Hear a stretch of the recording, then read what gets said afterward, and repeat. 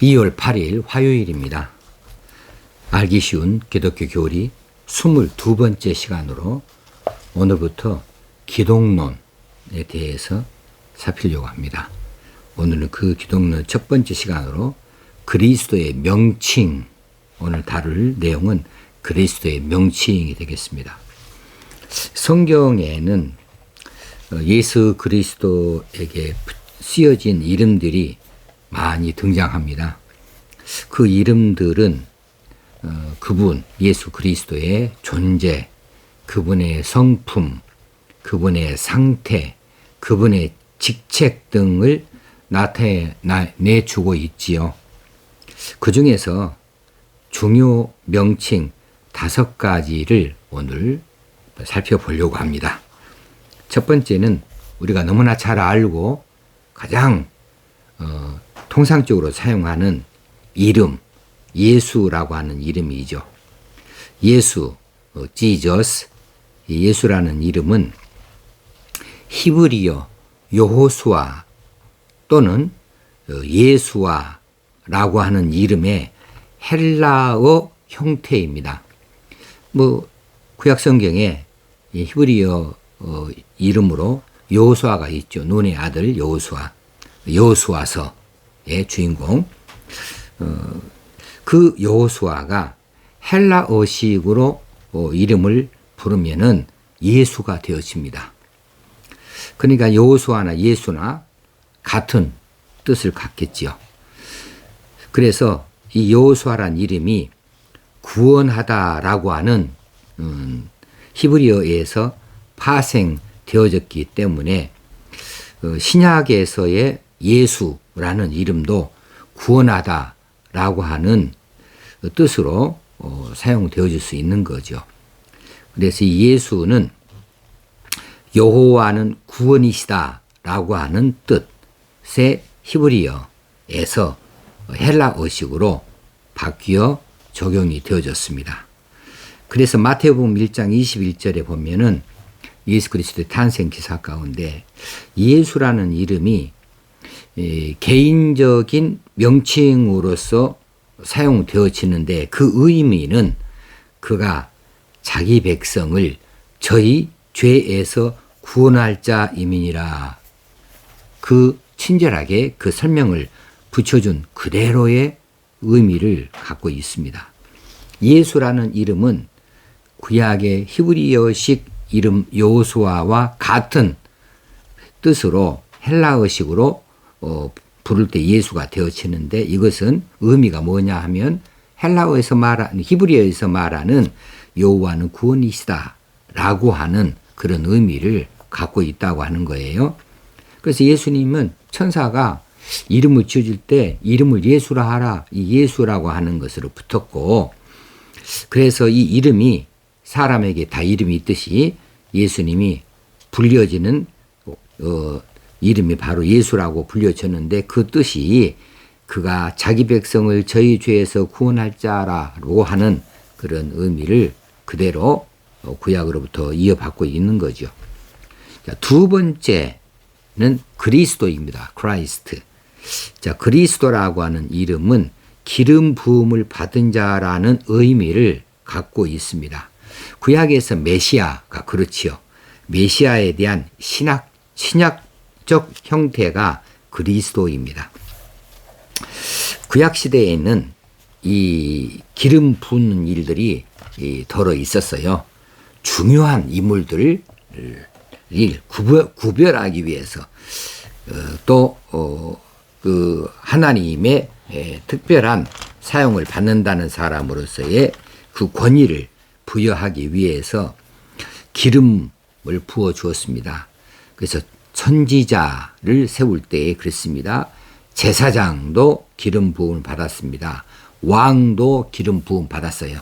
그러니까 구약시대에 선지자나 제사장이나 왕은 기름 부음을 받아서 그 각자의 직무에 부름받았다. 그래서 그 사람들은 특별히 구별되어진 사람이다. 그렇게 나타냈고 이렇게 기름 부음 받음으로써 그 자기에게 맡겨진 선지자직이나 제사장직이나 왕직에 대해서 자격을 얻은 셈으로 치게 된 것이지요. 그러면 이 기름은 무엇이냐 하면 기름은 성령의 상징입니다. 하나님께서 이들을 불러서 하나님께서 사용하시는 일꾼으로 하나님의 종으로 이 성령을 부어주셨다라고 하는 의미로 기름을 부어준 것이죠. 자, 예수 그리스도께서도 이 그리스도라는 이름을 부름을 받았다고 하는 것은 이건 직책, 직분을 말하겠지요. 아까 예수는 통상적인 사람의 이름이라고 하지만 그리스도는 그런 의미에서는 직분이죠. 하나님께로 특별히 부름받았다, 구별되어졌다 라고 하는 뜻이지요. 자, 그러면 예수님께서는 선지자, 혹시는 제사장, 왕들이 받는 이 기름 부음을 어떤 의미로 예수님 받으셨냐 하면 예수님께서는 선지자적인 역할을 하셨어요. 하나님의 뜻을 세상에 대신해서 말씀해 주시는 역할, 그리고 대제사장으로서의 제사를 감당하는 대제사장으로서의 사명을 가지고 세상에 오셨죠. 또 예수님은 만왕의 왕으로서의 이 직분을 갖습니다. 그래서 이 세 가지 직분을 예수님은 혼자서 다 이 세 가지 직무를 다 가지고 이 땅에 오셨기 때문에 예수님도 그리스도라는 기름 부음을 받는 분이 되어지셔서 그래서 그 직분을 그리스도라, 예수 그리스도라 이렇게 호칭을 하게 되어진 것이지요. 자, 예수님 이 기름 부음은 성령의 상징이다 했고, 이 기름 부음은 실제로 다윗 왕도 머리에다 기름 부음을 받았고 사무엘도 머리에 기름 부음 받고 다 이렇게 기름 부음 받는 것이 있는데 예수님은 실제로 기름 부음 받은 일이 있었냐 하면은 없지요. 성경에 안 나타납니다. 그런데 어떻게 기름 부음을 받으셨다고 그리스도라고 부르는가 그러면 예수님께서 성령으로 잉태되어졌다. 성령으로, 예수님은 성령으로 잉태되어졌기 때문에 그때 이미 기름 부음을 받으신 것으로 보는 것이고, 또 예수님이 세례를 받으셔서 공생애를 시작하실 때에 세례를 받을 때에 이 기름 부음을 받은 것으로 성령이 비둘기처럼 예수님에게 임하였기 때문에 그 세례를 받을 때에 기름 부음 받았다 이렇게 보는 것이지요. 자, 세 번째는 인자라고 하는 겁니다. 인자라는 말은 사람 인자를 쓰지요. 아들 자자를 쓰고 Son of Man, 사람의 아들이란 뜻이지요. 자, 이 이름은 이 명칭은 예수님께서 자신을 스스로를 표현하실 때 즐겨 사용하신 그런 명칭입니다. 다른 사람들은 인자라는 말을 거의 쓴 적이 없어요. 다른 사람들이 예수님을 부를 때에 그 인자께서는 이러이러하셨다 이런 것을 전혀 찾아볼 길이 없습니다. 이것은 단지 예수님께서 자신을 드러내서 자신의 표현하실 때에 쓰신 통상적인 명칭인 것이지요. 이 명칭에서 예수님의 인성을 나타내 주고 있습니다. 왜냐하면 사람의 아들이다, 인자 했으니까 그렇게 볼 수 있는 거죠. 자, 이 명칭의 유래는 이렇습니다. 어떻게 이 명칭을 쓰시게 됐는가 하면 구약성경 다니엘서 7장 13절 14절을 보게 되어지면 거기에서 예수님께서 이 인자라는 이름을 왜 사용하셨는지에 대해서 그 의미를 찾아볼 수가 있겠습니다. 다니엘서를 제가 찾아서 7장 13절 14절을 한번 읽어드리겠습니다. 내가 또 밤 환상 중에 보니 인자 같은 이가 하늘 구름을 타고 와서 옛적부터 항상 계신 이에게 나아가 그 앞으로 인도되매 그에게 권세와 영광과 나라를 주고 모든 백성과 나라들과 다른 언어를 말하는 모든 자들이 그를 섬기게 하였으니 그의 권세는 소멸되지 아니하는 영원한 권세요 그의 나라는 멸망하지 아니할 것이니라. 여기서 인자라는 말이 나옵니다. 인자 같은 이가 하늘 구름을 타고 왔다고 그래요. 그러니까 이것은 초인간적인 특성을 말해주는 이런 명칭이 되겠습니다. 예수는 이 인자란 말 자체는 그 단어적으로는 문자적으로는 사람의 아들이에요. 그런데 그래서 예수님께서 자신의 인성을 나타내시는 말씀을 이것을 사용하시기도 하지만 동시에 다니엘서 7장 13, 14절에서 보여주는 것으로 의미를 찾아본다면 그분의 인자라는 말이 초인간적인 특성을 말해주는 것으로서 그분이 권세, 영광, 나라를 가지시고 모든 백성과 나라들과 또 모든 다른 언어를 말하는 모든 자들이 그를 섬긴다라고 하는 것이요. 그의 권세는 소멸되지 아니하고 영원한 권세고 그의 나라는 멸망하지 아니할 것이니까 이것은 바로 예수 그리스도를 나타내는 그 이름으로 볼 수가 있겠습니다. 그래서 예수님께서 영광 중에 위엄을 가지고 하늘에서 구름을 타시고 장차 오실 것, 이 재림할 것에 대해서 명확히 암시해 주고 있는 이 다니엘서의 내용이 되기도 하지요. 자, 네 번째 이름은 하나님의 아들입니다. 이번에는 사람의 아들이고 하나님의 아들, Son of God, 하나님의 아들입니다. 그래서 예수님은 사람의 아들, 인성, 하나님의 아들, 신성을 동시에 함께 가지고 계셨던 그런 분이시죠. 자, 그리스도는 다음 몇 가지 이유 때문에 하나님의 아들이라고 불리워주고 있습니다.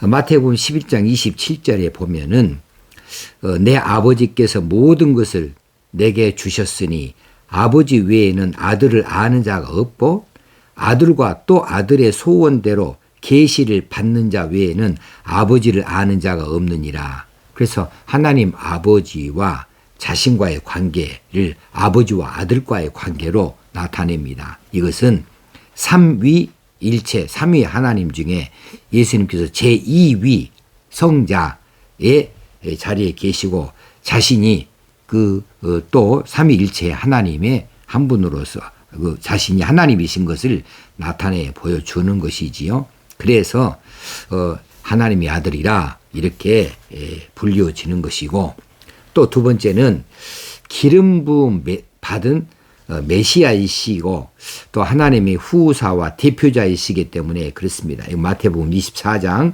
36절에 보면 그러나 그 날과 그 때는 아무도 모르나니 하늘의 천사들도 아들도 모르고 오직 아버지만 아시느니라. 이 종말에 대한 이야기죠. 그날은 아버지만 아신다라고 하실 때에 예수님께서 자신은 아들로 이야기했습니다. 하늘의 천사들도 아들도 모른다 해서 하나님의 아들로 말씀하시지요. 자, 세 번째는 그 예수님의 탄생이 성령의 초자연적인 역사로 말미암아 탄생되어졌기 때문에 예수님은 하나님의 아들이라 이렇게 불려지는 겁니다. 마지막으로 다섯 번째 주라고 하는 주, 로드라고 하는 이 주라는 이름. 예수님 당시에 이 유대인들은 이 주라고 하는 이 존칭어를 많이 사용했어요. 선생님 이런 뜻을 가지고 있습니다. 이 명칭이 존대어입니다. 존경하는 분에게 붙이는 존칭어. 이제 우리 선생님 할 때 그렇죠. 아무개 선생님, 뭐 꼭 학교에서 어린이 학생을 가르치는 분을 나타냈을 때 선생님이라고 거기만 말하는 것이 아니고 우리가 사회생활 할 때에도 뭐 이제 상대방을 높일 때 선생님 이렇게 존칭어를 사용해서 부르듯이 당시 사람들이 이 로드라고 하는 말, 주라는 말을 자주로 사용했는데 이 명칭이 특별한 의미를 갖게 된 것은 예수님의 부활 사건부터입니다. 부활한 이후로부터 이 주라고 하는 말이 많이 사용되어지게 된 것을 볼 수가 있습니다. 예수님이 교회의 주인이시다.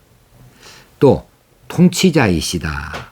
또 하나님과 동일하신 분이라고 하는 사실을 나타내는 의미로 주라고 하는 말을 썼습니다. 자, 예수님의 이름이 성경 여러 가지 나타나지만 제일 많이 사용되어지는 예수, 이거 사람의 이름, 뭐 홍길동 하듯이 그렇게 이름을 쓰는 것이고, 그리스도 이건 직분입니다.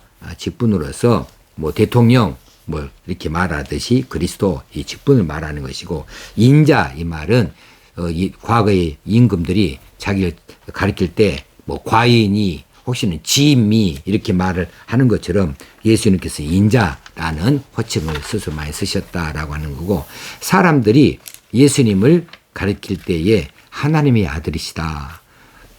또 예수님께서 스스로 하늘의 하나님을 아버지라 부르고 자신의 아들이라 부르신 적이 있어서 하나님의 아들로, 또는 많은 사람들이 예수님을 주여 할 때 주라고 우리 불렀다라고 하는 이 다섯 가지 명칭을 살펴봤습니다.